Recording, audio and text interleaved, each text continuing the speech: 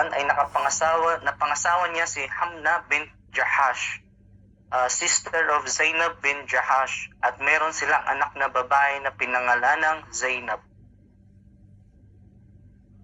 Lumipas ang mga panahon at nagkaroon ng mga labanan sa pagitan ng mga Muslim at Quraysh. Unang labanan ay ang Battle of Badr, kung saan si Musab radiyallahu an ang flag bearer ng mga Muslim. Nagwagi ang mga Muslim sa labanan na ito at dumating ang Battle of Uhud. Siya rin ang pinili ng Rasulullah sallallahu alaihi wasallam na maging flag bearer. Ang maging flag bearer ay isang karangalan. Ito ay dapat, ang hawak nito ay malakas sapagkat habang nakataas ang flag ng mga Muslim ay sila hindi pa natatalo.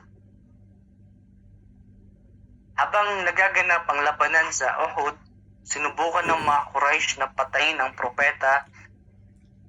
Ngunit nalaman ito ni Musab na nasa panganib ang Rasulullah, kaya tumayo siya sa harap ng hukbo, sakay siya ng kanyang kabayo at itinaas ang watawat papalayo sa propeta upang ilihis ang mga kalaban. Habang nakataas ang watawat sa kanyang kanang kamay, siya ay naputulan ng kamay ni Abdullah ibn Kamia, ngunit sinikap ni Musab radiyallahu an na mahawakan pa rin ang flag gamit ang kaliwang kamay. Ngunit ito ay pinutol din ni Abdullah ibn Kamia. Ginamit niya ang kanyang sa pamamagitan ng kanyang mga braso, niyakap niya ang bandila sa kanyang dibdib. Habang binibigkas ang si Muhammad ay isa lamang sugo. Sa Surah Al-Imran, Surah 3 verse 144. Sa huli, isang sibat ang tumusok sa kanyang dibdib at siya ay namatay bilang isang martir o syahid. Pagkatapos ng labanan, lumapit ang propeta Muhammad sallallahu alaihi wasallam sa katawan ni Musab. Ang kabataang dating may pinakamagandang damit sa Makkah, ngayon ay yung pambabalot sa kanya ay hindi sapat sa kanyang katawan. Kaya kapag tinatakpan ng kanyang bandang itaas, ang bandang ibaba ay kita, ganun din sa bandang ibaba, kita din ang bandang itaas.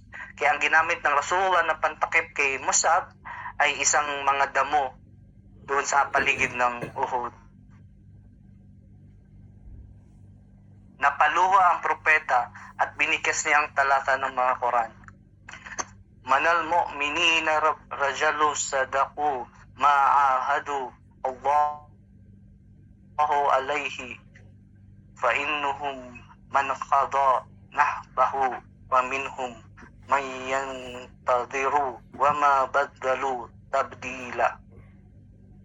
Sa Tagalog, may mga lalaki sa mga mananampalataya na naging tapat sa kanilang ipinangako kay Allah. May ilan sa kanila na nakatupad sa kanilang pangako sa pamamagitan ng pagiging martir. So kumbaga si Musab ay ang kanyang pangako sa Allah ay na-fulfill na niya ito. Ngunit may iba pa na naghihintay pa at hindi pa, pero hindi sila bumibitaw sa kanilang paninindigan. Inutos din ng Rasulullah sallallahu alaihi wasallam ang dalasan ng pagdalaw sa mga syuhada sa Uhud at kayo ay magsalam sa kanila at sila ay sasalam pabalik sa inyo. Naging sunna ito ng propeta Muhammad sallallahu alaihi wasallam, at kung tayo man ay mag-umrah o mag-hajj, sikapin natin na makapunta dito at tayo ay magsalam. Katabi ni Musab radiyallahu an si Hamza radiyallahu na nakalibing sa libingan ng mga syuhada sa Uhud. So ang mga pamana ni Musab sa umma ng Rasulullah ay siya ang kabataang dating pinakamayaman sa Makkah ay namatay na, at siya ay namatay na halos walang pag-aari. Ngunit iniwan niya ang isang bagay na mas mahalaga kaysa kayamanan. Ito ay ang lungsod ng Madina kung saan naging tahanan ng Islam. Isang komunidad na naging simula ng isang dakilang kasaysayan at isang halimbawa ng tunay na sakripisyo para sa Allah. So sa approximately siya ay namatay sa edad na 30 to 32 years old. So yun lamang po yung aking napag-alaman na biography ni Mus'ab ibn Umair radiyallahu anhu.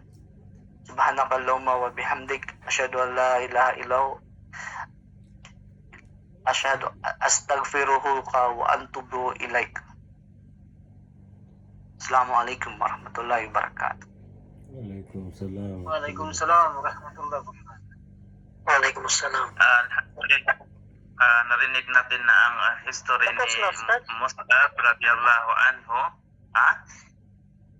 Tapos na pala?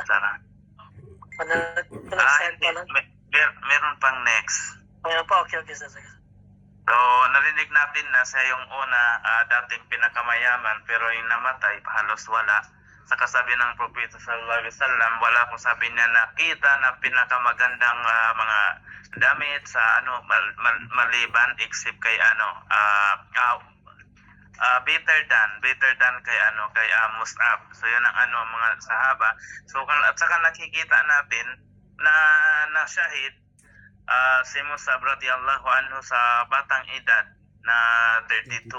Pero na kasama siya sa mga radiyallahu anhu at saka kasali siya sa ayat na binanggit kanina, minal mu'minina rijalun sadaqu ma ahadullah alay faminhum man qada nahbahu wa minhum man yantazir wa ma baddalu tabdila. So isa sa mga yon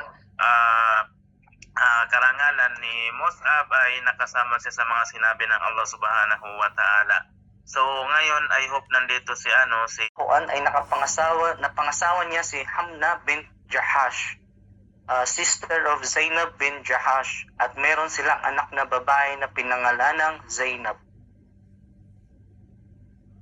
Lumipas ang mga panahon at nagkaroon ng mga labanan sa pagitan ng mga Muslim at Quraysh.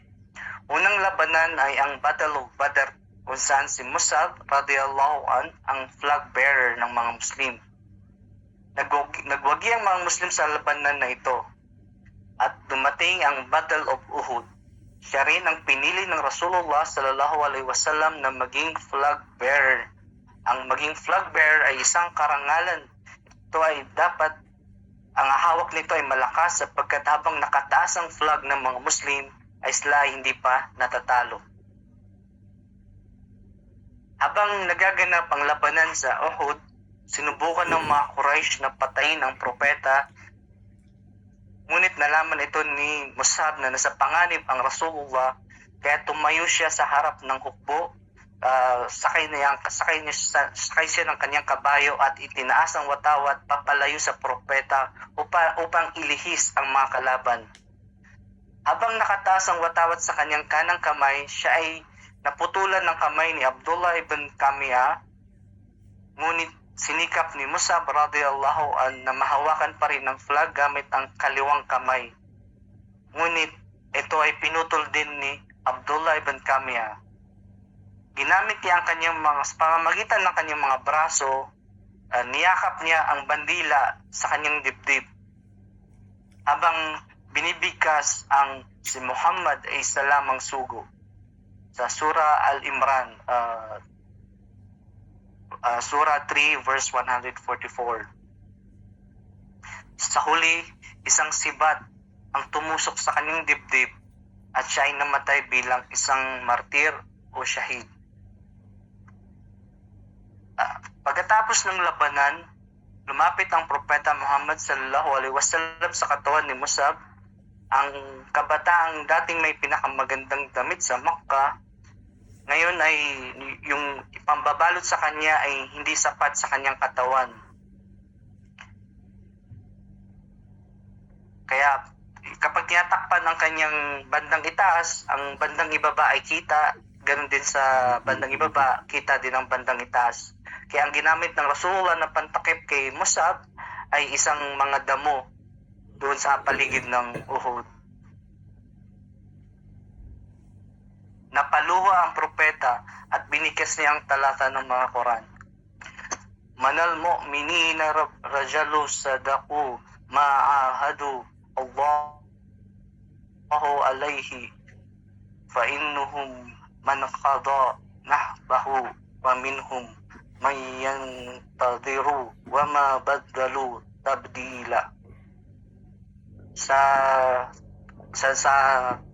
Tagalog, may mga lalaki sa mga mananampalataya na naging tapat sa kanilang ipinangako kay Allah. May ilan sa kanila na nakatupad sa kanilang pangako sa pamamagitan ng pagiging martir. So kumbaga si Musab ay ang kanyang pangako sa Allah ay na-fulfill na niya ito. Ngunit may iba pa na naghihintay pa at pero hindi sila bumibitaw sa kanilang paninindigan. Inutos din ng Rasulullah sallallahu alaihi wasallam ang dalasan ng pagdalaw sa mga syuhada sa Uhud at kayo ay magsalam sa kanila at sila ay sasalam pabalik sa inyo. Naging sunna ito ng Propeta Muhammad sallallahu alaihi wasallam at kung tayo man ay mag-umrah o mag-hajj, sikapin natin na makapunta dito at tayo ay magsalam. Katabi ni Musab radhiyallahu an si Hamza radhiyallahu na nakalibing sa libingan ng mga syuhada sa Uhud. So, ang mga pamana ni Musab sa umma ng Rasulullah ay siya ang kabataang dating pinakamayaman sa Makkah ay namatay na at siya ay namatay na halos walang pag-aari. Ngunit iniwan niya ang isang bagay na mas mahalaga kaysa kayamanan. Ito ay ang lungsod ng Madina kung saan naging tahanan ng Islam. Isang komunidad na naging simula ng isang dakilang kasaysayan at isang halimbawa ng tunay na sakripisyo para sa Allah. So sa approximately siya ay namatay sa edad na 30 to 32 years old.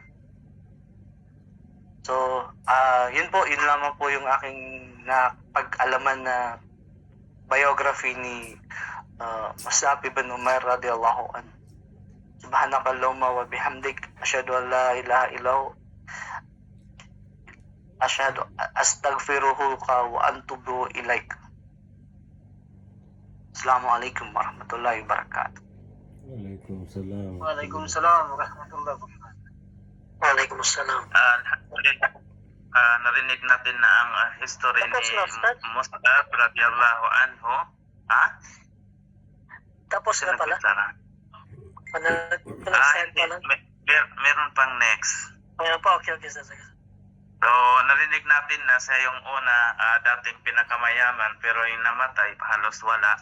Sa kasabi ng Propeta sallallahu alaihi wasallam, wala kung sabi niya nakita na pinakamagandang mga damit sa maliban except kay